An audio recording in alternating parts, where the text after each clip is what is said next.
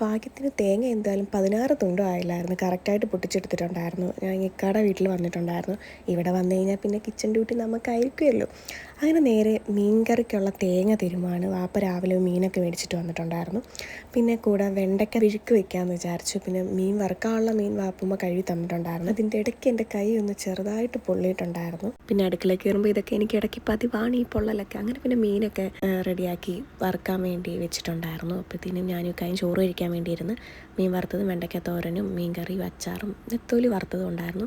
അങ്ങനെ അതൊക്കെ കൂട്ടി കഴിച്ചിട്ട് ഞങ്ങൾ നേരെ ഒന്ന് പുറത്ത് പോയിട്ടുണ്ടായിരുന്നു. ഒരു പണ്ടത്തെ വൈബുള്ള ഒരു ചായക്കടയിലാണ് കയറിയത്. അങ്ങനെ അവിടെ നിന്ന് കഴിപ്പോടെയും ഏത്തക്കാപ്പവും കഴിച്ച് പിന്നെ വാപ്പാടെ കടയിൽ വന്ന് ഒരു ബന്നും സർബത്തും കുടിച്ചിട്ടുണ്ടായിരുന്നു. പിന്നെ നമ്മൾ വല്യമ്മയുടെ വീട്ടിൽ വന്ന് ഫിസുമായിട്ട് കുറച്ച് നേരമൊക്കെ ഇരുന്നിട്ട് സുനെ ഒരുക്കിക്കൊണ്ട് നമ്മൾ ബൈപ്പാസിലോട്ട് പോയിട്ടുണ്ടായിരുന്നു. വാപ്പുമ്മായും കൂടെ വിളിച്ചുകൊണ്ടാണ് പോയത്. ഫുഡ് കഴിക്കാൻ വേണ്ടിയിട്ടാണ് പോയത്. അങ്ങനെ നമ്മൾ വാപ്പുമ്മായ എടുക്കാൻ വേണ്ടി വീട്ടിലോട്ട് പോകും. നമ്മുടെ കൂടെ ഫായിസും ഉണ്ടായിരുന്നു. പിന്നെ വണ്ടിക്കകത്ത് പാട്ടിട്ടപ്പോഴത്തേനും ഫിസും ഫായിസും ഭയങ്കര പാട്ടുപാടൊക്കെ ഡാൻസ് കളിയൊക്കെ ആയിരുന്നു. അങ്ങനെ എല്ലാവരും കൂടെ പോയി നമ്മൾ മന്തിയൊക്കെ കഴിച്ചിട്ടുണ്ടായിരുന്നു. അപ്പോൾ വീഡിയോ ഇഷ്ടപ്പെടുകയാണെങ്കിൽ സബ്സ്ക്രൈബ് ചെയ്യണേ.